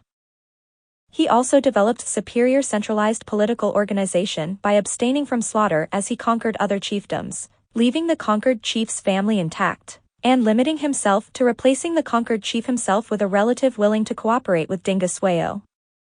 He developed superior centralized conflict resolution by expanding the adjudication of quarrels. In that way Dingiswayo was able to conquer and begin the integration of 30 other Zulu chiefdoms. His successors strengthened the resulting embryonic Zulu state by expanding its judicial system, policing, and ceremonies. The Zulu example of a state formed by conquest can be multiplied almost indefinitely. Native states whose formation from chiefdoms happened to be witnessed by Europeans in the 18th and 19th centuries include the Polynesian Hawaiian state, the Polynesian Tahitian state, the Marina state of Madagascar, Lesotho and Swazi and other southern African states besides that of the Zulus, the Ashanti state of West Africa, and the Ankole and Buganda states of Uganda. The Aztec and Inca empires were formed by 15th century conquests, before Europeans arrived, but we know much about their formation from Indian oral histories transcribed by early Spanish settlers. The formation of the Roman state and the expansion of the Macedonian Empire under Alexander were described in detail by contemporary classical authors. All these examples illustrate that wars, or threats of war, have played a key role in most, if not all, amalgamations of societies. But wars, even between mere bands, have been a constant fact of human history. Why is it, then, that they evidently began causing amalgamations of societies only within the past 13,000 years? We had already concluded that the formation of complex societies is somehow linked to population pressure, so we should now seek a link between population pressure and the outcome of war. Why should wars tend to cause amalgamations of societies when population are dense but not when they are sparse? The answer is that the fate of defeated peoples depends on population density, with 3 possible outcomes. Where population densities are very low, as is usual in regions occupied by hunter-gatherer bands, survivors of a defeated group need only move farther away. From egalitarianism to kleptocracy. From their enemies. That tends to be the result of wars between nomadic bands in New Guinea and the Amazon. Where population densities are moderate, as in regions occupied by food-producing tribes, no large vacant areas remain to which survivors of a defeated band can flee. But tribal societies without intensive food production have no employment for slaves and do not produce large enough food surpluses to be able to yield much tribute. Hence the victors have no use for survivors of a defeated tribe, unless to take the women in marriage. The defeated men are killed, and their territory may be occupied by the victors. Where population densities are high, as in regions occupied by states or chiefdoms, the defeated still have nowhere to flee, but the victors now have 2 options for exploiting them while leaving them alive. Because chiefdoms and state societies have economic specialization, the defeated can be used as slaves, as commonly happened in biblical times. Alternatively, because many such societies have intensive food production systems capable of yielding large surpluses, the victors can leave the defeated in place but deprive them of political autonomy, make them pay regular tribute in food or goods, and amalgamate their society into the victorious state or chiefdom. This has been the usual outcome of battles associated with the founding of states or empires throughout recorded history. For example, the Spanish conquistadores wished to exact tribute from Mexico's defeated native populations, so they were very interested in the Aztec Empire's tribute lists. It turned out that the tribute received by the Aztecs each year from subject peoples had included 7,000 tons of corn, 4,000 tons of beans, 4,000 tons of grain amaranth, 2 million cotton cloaks, and huge quantities of cacao beans, war costumes, shields, feather headdresses, and amber. Thus, food production, and competition and diffusion between societies, led as ultimate causes, via chains of causation that differed in detail but that all involved large dense populations and sedentary living, to the proximate agents of conquest, germs, writing, technology, and centralized political organization. Because those ultimate causes developed differently on different continents, so did those agents of conquest. Hence those agents tended to arise in association with each other, but the association was not strict. For example, an empire arose without writing among the Incas, and writing with few epidemic diseases among the Aztecs. Dinguisweos Zulus illustrate that each of those agents contributed somewhat independently to history's pattern. Among the dozens of Zulu chiefdoms, the Mtetwa chiefdom enjoyed no advantage whatsoever of technology, writing, or germs over the other chiefdoms, which it nevertheless succeeded in defeating.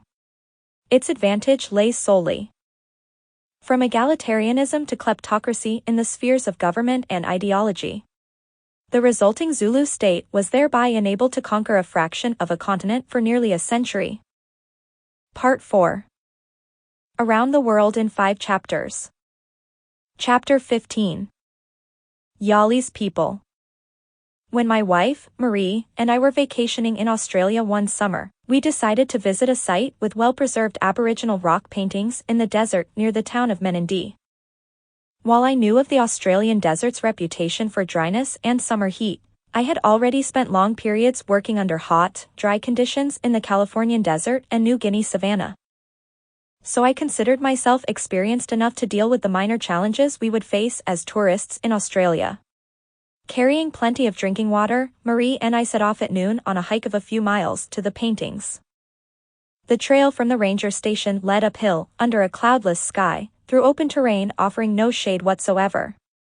The hot, dry air that we were breathing reminded me of how it had felt to breathe while sitting in a Finnish sauna. By the time we reached the cliff site with the paintings, we had finished our water. We had also lost our interest in art, so we pushed on uphill, breathing slowly and regularly. Presently I noticed a bird that was unmistakably a species of babbler, but it seemed enormous compared with any known babbler species. At that point, I realized that I was experiencing heat hallucinations for the first time in my life. Marie and I decided that we had better head straight back. Both of us stopped talking. As we walked, we concentrated on listening to our breathing, calculating the distance to the next landmark, and estimating the remaining time. My mouth and tongue were now dry, and Marie's face was red.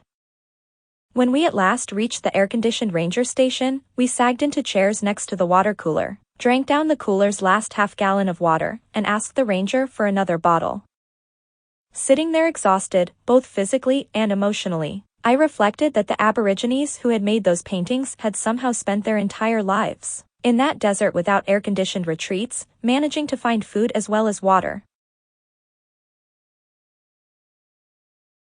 To white Australians, Menindee is famous as the base camp for two whites who had suffered worse from the desert's dry heat over a century earlier, the Irish policeman Robert Burke and the English astronomer William Willis. Ill-fated leaders of the first European expedition to cross Australia from south to north. Setting out with 6 camels packing food enough for 3 months, Burke and Willis ran out of provisions while in the desert north of Menindee. 3 successive times, they encountered and were rescued by well-fed Aborigines whose home was that desert, and who plied the explorers with fish, fern cakes, and roasted fat rats. But then Burke foolishly shot his pistol at one of the Aborigines, whereupon the whole group fled. Despite their big advantage over the Aborigines in possessing guns with which to hunt, Burke and Willis starved, collapsed, and died within a month after the Aborigines' departure. My wife's and my experience at Menindee, and the fate of Burke and Willis, made vivid for me the difficulties of building a human society in Australia. Australia stands out from all the other continents. The differences between Eurasia, Africa, North America, and South America fade into insignificance compared with the differences between Australia and any of those other landmasses. Australia is by far the driest, smallest, flattest, most infertile, climatically most unpredictable, and biologically most impoverished continent. It was the last continent to be occupied by Europeans. Until then, it had supported the most distinctive human societies, and the least numerous human population. Of any continent, Australia thus provides a crucial test of theories about intercontinental differences in societies. It had the most distinctive environment, and also the most distinctive societies. Did the former cause the latter? If so, how? Australia is the logical continent with which to begin our around-the-world tour, applying the lessons of parts 2 and 3 to understanding the differing histories of all the continents.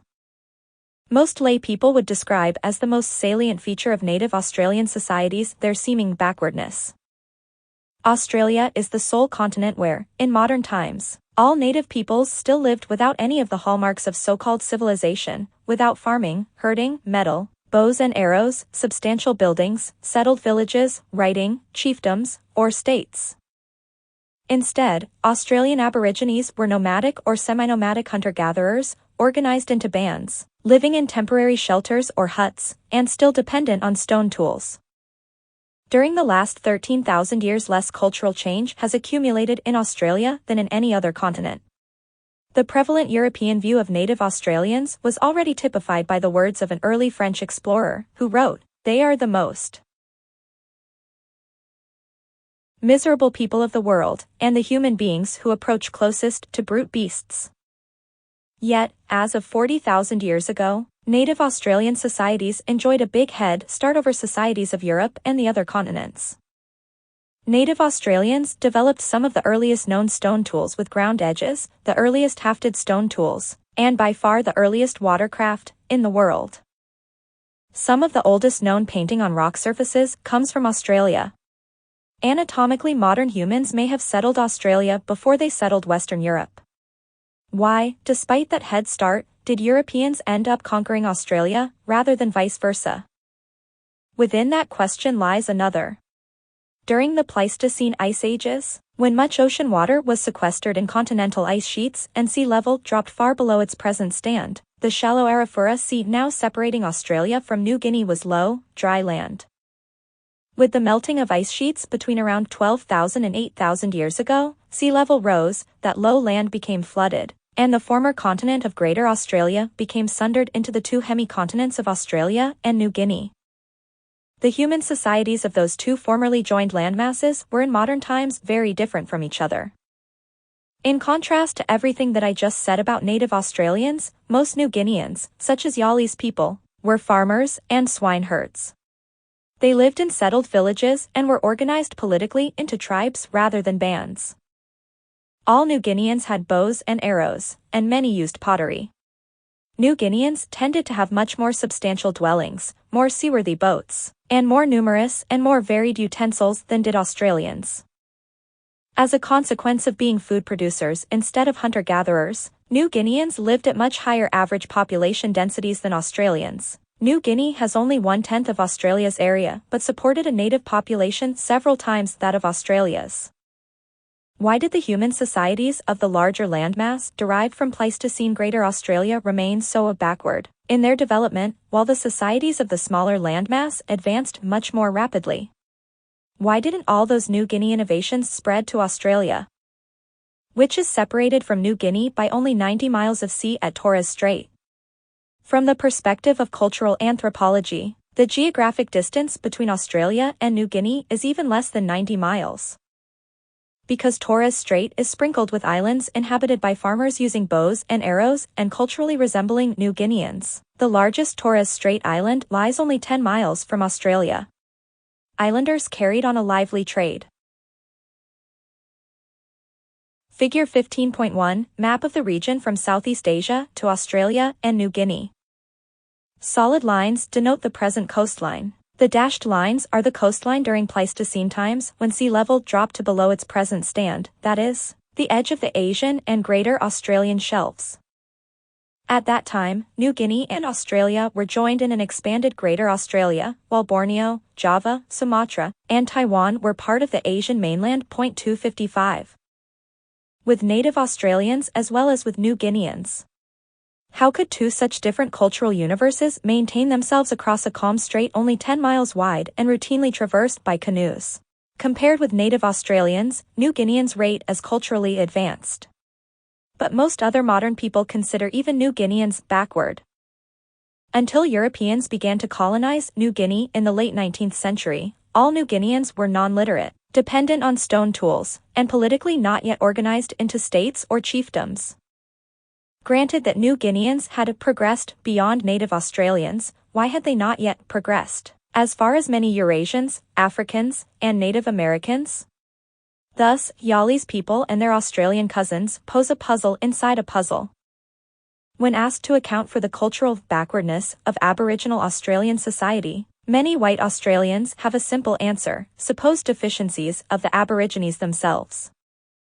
In facial structure and skin color, Aborigines certainly look different from Europeans, leading some late 19th century authors to consider them a missing link between apes and humans. How else can one account for the fact that white English colonists created a literate, food-producing, industrial democracy within a few decades of colonizing a continent whose inhabitants after more than 40,000 years were still non-literate hunter-gatherers? It is especially striking that Australia has some of the world's richest iron and aluminum deposits, as well as rich reserves of copper, tin, lead, and zinc. Why, then, were native Australians still ignorant of metal tools and living in the Stone Age?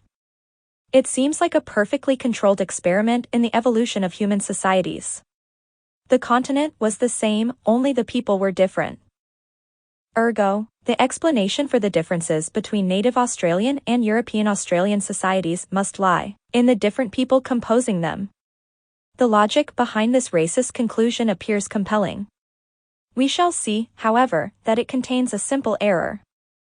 As the first step in examining this logic, let us examine the origins of the peoples themselves. Australia and New Guinea were both occupied by at least 40,000 years ago, at a time when they were both still joined as Greater Australia.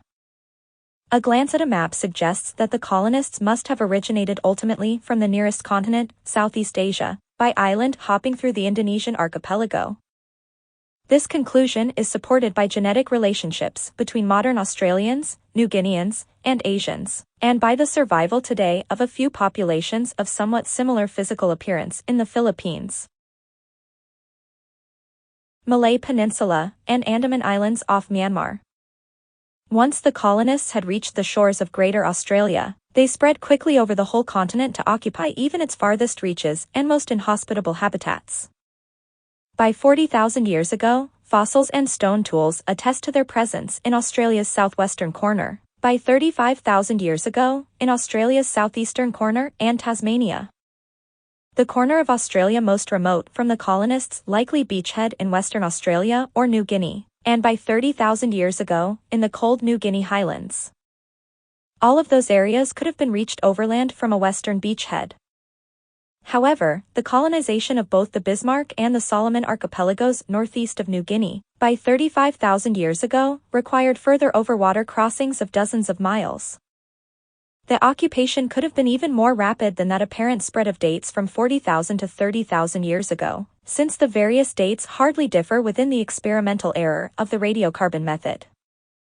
At the Pleistocene times when Australia and New Guinea were initially occupied, the Asian continent extended eastward to incorporate the modern islands of Borneo, Java, and Bali, nearly 1,000 miles nearer to Australia and New Guinea than Southeast Asia's present margin.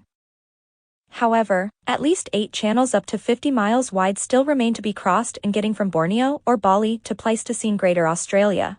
40,000 years ago, those crossings may have been achieved by bamboo rafts, low-tech but seaworthy watercraft still in use in coastal South China today.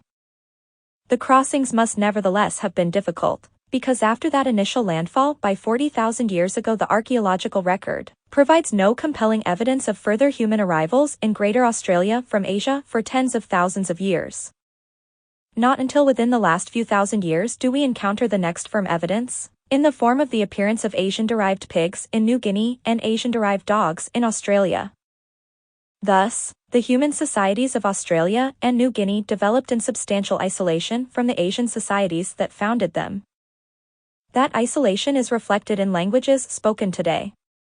After all those millennia of isolation, neither modern Aboriginal Australian languages nor the major group of modern New Guinea languages exhibit any clear relationships with any modern Asian languages. The isolation is also reflected in genes and physical anthropology.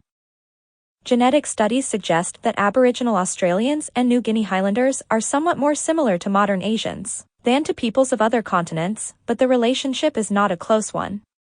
In skeletons and physical appearance, Aboriginal Australians and New Guineans are also distinct from most Southeast Asian populations, as becomes obvious if one compares photos of Australians or New Guineans with those of Indonesians or Chinese. Part of the reason for all these differences is that the initial Asian colonists of Greater Australia have had a long time in which to diverge from their stay-at-home Asian cousins, with only limited genetic exchanges during most of that time. But probably a more important reason is that the original Southeast Asian stock from which the colonists of Greater Australia were derived has by now been largely replaced by other Asians expanding out of China. Aboriginal Australians and New Guineans have also diverged genetically, physically, and linguistically from each other. For instance, among the major human blood groups, Groups B of the so-called ABO system and S of the MNS system occur in New Guinea as well as in most of the rest of the world, but both are virtually absent in Australia. The tightly coiled hair of most New Guineans contrasts with the straight or wavy hair of most Australians. Australian languages and New Guinea's Papuan languages are unrelated not only to Asian languages but also to each other, except for some spread of vocabulary in both directions across Torres Strait. All that divergence of Australians and New Guineans from each other reflects lengthy isolation in very different environments. Since the rise of the Arafura Sea finally separated Australia and New Guinea from each other around 10,000 years ago, gene exchange has been limited to tenuous contact via the chain of Torres Strait Islands. That has allowed the populations of the two hemicontinents to adapt to their own environments. While the savannas and mangroves of coastal southern New Guinea are fairly similar to those of northern Australia, other habitats of the hemicontinents differ in almost all major respects. Here are some of the differences. New Guinea lies nearly on the equator, while Australia extends far into the temperate zones, reaching almost 40 degrees south of the equator. New Guinea is mountainous and extremely rugged, rising to 16,500 feet and with glaciers capping the highest peaks, while Australia is mostly low and flat. 94% of its area lies below 2,000 feet of elevation. New Guinea is one of the wettest areas on Earth, Australia one of the driest. Most of New Guinea receives over 100 inches of rain annually, and much of the Highlands receives over 200 inches, while most of Australia receives less than 20 inches.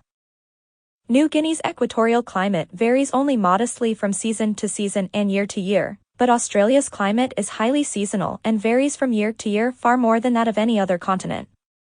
As a result, New Guinea is laced with permanent large rivers, while Australia's permanently flowing rivers are confined in most years to eastern Australia, and even Australia's largest river system has ceased flowing for months during droughts. Most of New Guinea's land area is clothed in dense rain forest, while most of Australia supports only desert and open dry woodland.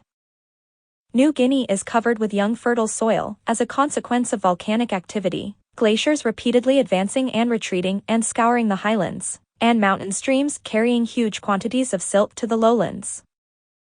In contrast, Australia has by far the oldest, most infertile, most nutrient-leached soils of any continent, because of Australia's little volcanic activity and its lack of high mountains and glaciers.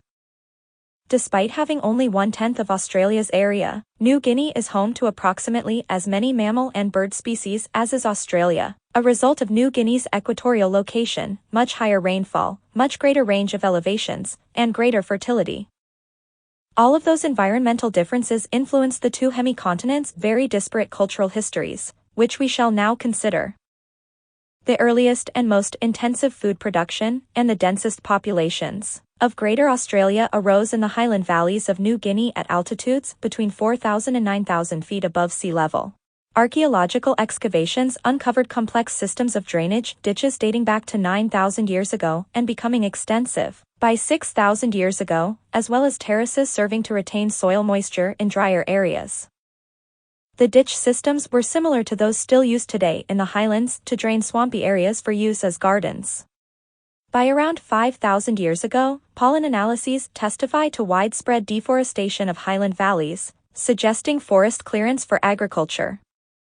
Today, the staple crops of highland agriculture are the recently introduced sweet potato, along with taro, bananas, yams, sugarcane, edible grass stems, and several leafy vegetables.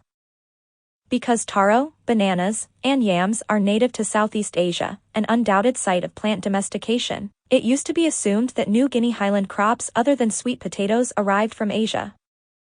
However, it was eventually realized that the wild ancestors of sugarcane, the leafy vegetables, and the edible grass stems are New Guinea species, that the particular types of bananas grown in New Guinea have New Guinea rather than Asian wild ancestors, and that taro and some yams are native to New Guinea as well as to Asia. If New Guinea agriculture had really had Asian origins, one might have expected to find highland crops derived unequivocally from Asia, but there are none. For those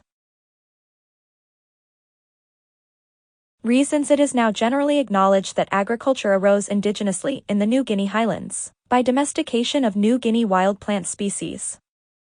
New Guinea thus joins the Fertile Crescent, China, and a few other regions as one of the world's centers of independent origins of plant domestication. No remains of the crops actually being grown in the highlands 6,000 years ago have been preserved in archaeological sites.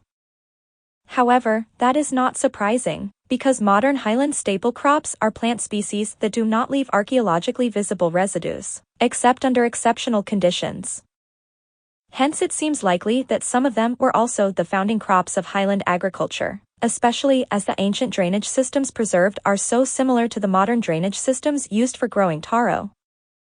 The three unequivocally foreign elements in New Guinea highland food production as seen by the first European explorers were chickens, pigs, and sweet potatoes. Chickens and pigs were domesticated in Southeast Asia and introduced around 3,600 years ago to New Guinea and most other Pacific islands by Austronesians, a people of ultimately South Chinese origin whom we shall discuss in Chapter 17.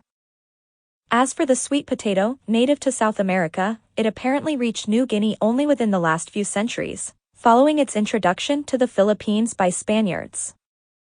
Once established in New Guinea, the sweet potato overtook taro as the highlands' leading crop, because of its shorter time required to reach maturity, higher yields per acre, and greater tolerance of poor soil conditions. The development of New Guinea highland agriculture must have triggered a big population explosion thousands of years ago, because the highlands could have supported only very low population densities of hunter-gatherers, after New Guinea's original megafauna of giant marsupials had been exterminated. The arrival of the sweet potato triggered a further explosion in recent centuries. When Europeans first flew over the highlands in the 1930s, they were astonished to see below them a landscape similar to Holland's. Broad valleys were completely deforested and dotted with villages, and drained and fenced fields for intensive food production covered entire valley floors. That landscape testifies to the population densities achieved in the highlands by farmers with stone tools. Steep terrain, persistent cloud cover, malaria, and risk of drought at lower elevations confine New Guinea highland agriculture to elevations above about 4,000 feet. In effect, the New Guinea highlands are an island of dense farming populations thrust up into the sky and surrounded below by a sea of clouds. Lowland New Guineans on the seacoast and rivers are villagers depending heavily on fish. while those on dry ground away from the coast and rivers subsist at low densities by slash-and-burn agriculture based on bananas and yams, supplemented by hunting and gathering. In contrast, lowland New Guinea swamp dwellers live as nomadic hunter-gatherers dependent on the starchy pith of wild sago palms, which are very productive and yield 3 times more calories per hour of work than does gardening.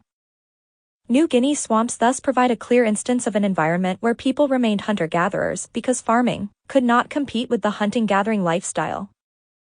The sago eaters persisting in lowland swamps exemplify the nomadic hunter-gatherer band organization that must formerly have characterized all New Guineans. For all the reasons that we discussed in chapters 13 and 14, the farmers and the fishing peoples were the ones to develop more complex technology, societies, and political organization. They live in permanent villages and tribal societies, often led by a big man. Some of them construct large, elaborately decorated, ceremonial houses. Their great art, in the form of wooden statues and masks, is prized in museums around the world. New Guinea thus became the part of Greater Australia with the most advanced technology, social and political organization, and art. However, from an urban American or European perspective, New Guinea still rates as primitive rather than advanced. Why did New Guineans continue to use stone tools instead of developing metal tools, remain non-literate, and fail to organize themselves into chiefdoms and states? It turns out that New Guinea had several biological and geographic strikes against it. First, although indigenous food production did arise in the New Guinea Highlands, we saw in Chapter 8 that it yielded little protein. The dietary staples were low-protein root crops, and production of the sole domestic animal species was too low to contribute much to people's protein budgets. Since neither pigs nor chickens can be harnessed to pull carts, Highlanders remained without sources of power other than human muscle power, and also failed to evolve epidemic diseases to repel the eventual European invaders. A second restriction on the size of highland populations was the limited available area. The New Guinea highlands have only a few broad valleys, notably the Wagi and Balium valleys, capable of supporting dense populations. Still, a third limitation was the reality that the mid-montane zone between 4,000 and 9,000 feet was the sole altitudinal zone in New Guinea suitable for intensive food production. There was no food production at all in New Guinea alpine habitats above 9,000 feet, little on the hillslopes between 4,000 and 1,000 feet, and only low-density slash-and-burn agriculture in the lowlands. Thus, large-scale economic exchanges of food between communities at different altitudes specializing in different types of food production never developed in New Guinea. Such exchanges in the Andes, Alps, and Himalayas not only increased population densities in those areas by providing people at all altitudes with a more balanced diet, but also promoted regional economic and political integration. For all these reasons, the population of traditional New Guinea never exceeded 1 million until European colonial governments brought Western medicine and the end of intertribal warfare. Of the approximately 9 world centers of agricultural origins that we discussed in Chapter 5, New Guinea remained the one with by far the smallest population. With a mere 1 million people, New Guinea could not develop the technology, writing, and political systems that arose among populations of tens of millions in China, the Fertile Crescent, the Andes, and Mesoamerica. New Guinea's population is not only small in aggregate, but also fragmented into thousands of micropopulations by the rugged terrain, swamps in much of the lowlands, steep-sided ridges and narrow canyons alternating with each other in the highlands, and dense jungles swathing both the lowlands and the highlands. When I am engaged in biological exploration in New Guinea, with teams of New Guineans as field assistants, I consider excellent progress to be 3 miles per day even if we are traveling over existing trails. Most Highlanders in traditional New Guinea never went more than 10 miles from home in the course of their lives. Those difficulties of terrain, combined with the state of intermittent warfare that characterized relations between New Guinea bands or villages, account for traditional New Guinea's linguistic, cultural, and political fragmentation. New Guinea has by far the highest concentration of languages in the world, 1,000 out of the world's 6,000 languages, crammed into an area only slightly larger than that of Texas, and divided into dozens of language families and isolated languages as different from each other as English is from Chinese. Nearly half of all New Guinea languages have fewer than 500 speakers, and even the largest language groups were politically fragmented into hundreds of villages, fighting as fiercely with each other as with speakers of other languages. Each of those micro-societies alone was far too small to support chiefs and craft specialists, or to develop metallurgy and writing. Besides a small and fragmented population, the other limitation on development in New Guinea was geographic isolation, restricting the inflow of technology and ideas from elsewhere. New Guinea's 3 neighbors were all separated from New Guinea by water gaps, and until a few thousand years ago they were all even less advanced than New Guinea in technology and food production. Of those 3 neighbors, Aboriginal Australians remained hunter-gatherers with almost nothing to offer New Guineans that New Guineans did not already possess. New Guinea's second neighbor was the much smaller islands of the Bismarck and the Solomon archipelagos to the east. That left, as New Guinea's third neighbor, the islands of eastern Indonesia.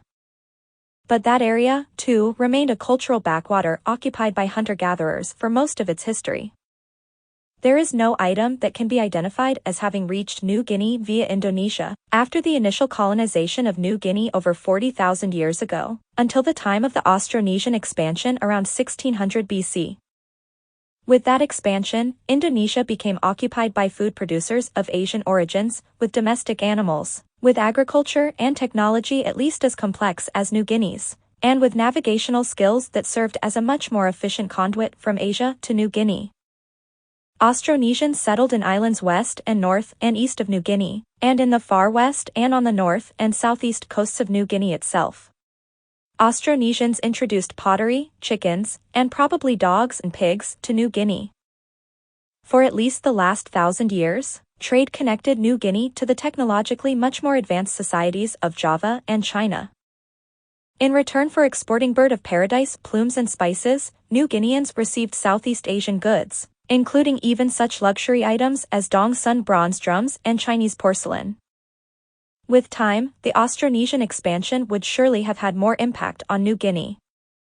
Western New Guinea would eventually have been incorporated politically into the sultanates of eastern Indonesia, and metal tools might have spread through eastern Indonesia to New Guinea. But that hadn't happened by AD 1511, the year the Portuguese arrived in the Moluccas and truncated Indonesia's separate train of developments. When Europeans reached New Guinea soon thereafter, its inhabitants were still living in bands or in fiercely independent little villages, and still using stone tools. While the New Guinea hemi-continent of Greater Australia thus developed both animal husbandry and agriculture, the Australian hemi-continent developed neither. During the Ice Ages, Australia had supported even more big marsupials than New Guinea, including diprotodonts, the marsupial equivalent of cows, and rhinoceroses, giant kangaroos, and giant wombats. But all those marsupial candidates for animal husbandry disappeared in the wave of extinctions that accompanied human colonization of Australia. That left Australia, like New Guinea, with no domesticable native mammals. The sole foreign domesticated mammal adopted in Australia was the dog, which arrived from Asia around 1500 BC and established itself in the wild in Australia to become the dingo. Native Australians kept captive dingoes as companions, watchdogs, and even as living blankets, giving rise to the expression, 5-dog night, to mean a very cold night. But they did not use dingoes' dogs for food, as did Polynesians, or for cooperative hunting of wild animals, as did New Guineans. Agriculture was another non-starter in Australia, which is not only the driest continent but also the one with the most infertile soils. In addition, Australia is unique in that the overwhelming influence on climate over most of the continent is an irregular non-annual cycle, the ENSO, rather than the regular annual cycle of the seasons so familiar in most other parts of the world. Unpredictable severe droughts last for years, punctuated by equally unpredictable torrential rains and floods. Even today, with Eurasian crops and with trucks and railroads to transport produce, food production in Australia remains a risky business. Herds build up in good years, only to be killed off by drought. Any incipient farmers in Aboriginal Australia would have faced similar cycles in their own populations. If in good years they had settled in villages, grown crops, and produced babies, Those large populations would have starved and died off in drought years, when the land could support far fewer people. The other major obstacle to the development of food production in Australia was the paucity of domesticable wild plants. Even modern European plant geneticists have failed to develop any crop except macadamia nuts from Australia's native wild flora. The list of the world's potential prize cereals, the 56 wild grass species with the heaviest grains, includes only 2 Australian species, both of which rank near the bottom of the list. That's not to say that Australia had no potential crops at all, or that Aboriginal Australians would never have developed indigenous food production. Some plants, such as certain species of yams, taro, and arrowroot, are cultivated in southern New Guinea but also grow wild in northern Australia and were gathered by Aborigines there. As we shall see, Aborigines in the climatically most favorable areas of Australia were evolving in a direction that might have eventuated in food production. But any food production that did arise indigenously in Australia would have been limited by the lack of domesticable animals, the poverty of domesticable plants, and the difficult soils and climate. Nomadism, the hunter-gatherer lifestyle, and minimal investment in shelter and possessions were sensible adaptations to Australia's ENSO-driven resource unpredictability. When local conditions deteriorated, Aborigines simply moved to an area where conditions were temporarily better.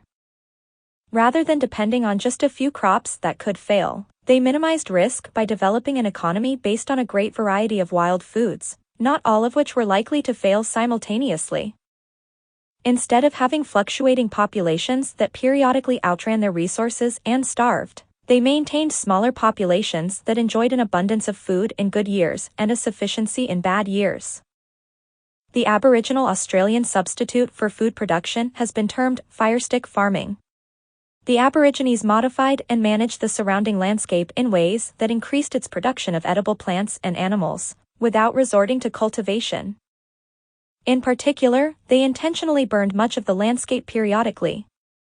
That served several purposes. The fires drove out animals that could be killed and eaten immediately. Fires converted dense thickets into open parkland in which people could travel more easily. The parkland was also an ideal habitat for kangaroos, Australia's prime game animal. And the fires stimulated the growth both of new grass on which kangaroos fed and of fern roots on which Aborigines themselves fed. We think of Australian Aborigines as desert people, but most of them were not. Instead, their population densities varied with rainfall and with abundance of aquatic foods in the sea, rivers, and lakes. The highest population densities of Aborigines were in Australia's wettest and most productive regions, the Murray, Darling River system of the southeast, the eastern and northern coasts, and the southwestern corner. Those areas also came to support the densest populations of European settlers in modern Australia. The reason we think of Aborigines as desert people is simply that Europeans killed or drove them out of the most desirable areas, leaving the last intact Aboriginal populations only in areas that Europeans didn't want. Within the last 5,000 years, some of those productive regions witnessed an intensification of Aboriginal food-gathering methods and a buildup of Aboriginal population density. Techniques were developed in eastern Australia for rendering abundant and starchy, but extremely poisonous, cycad seeds edible, by leaching out.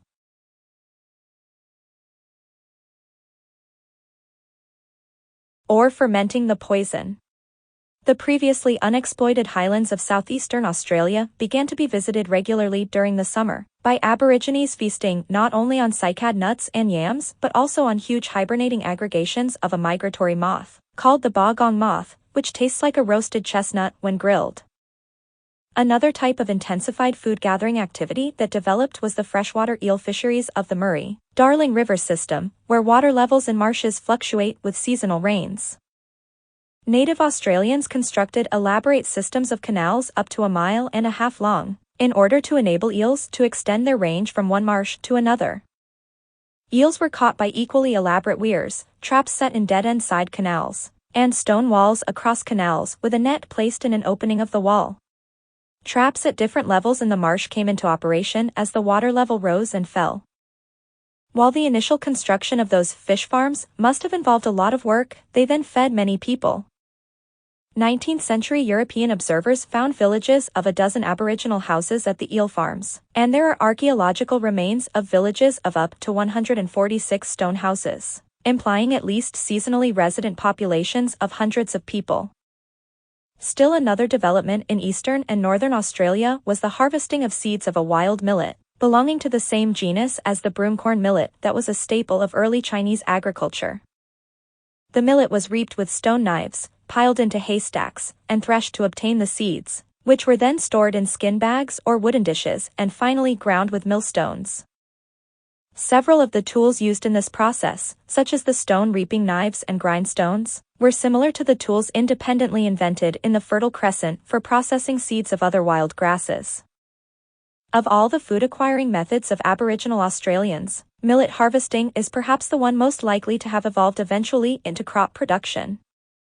Along with intensified food gathering in the last 5,000 years came new types of tools. Small stone blades and points provided more length of sharp edge per pound of tool than the large stone tools they replaced. Hatchets with ground stone edges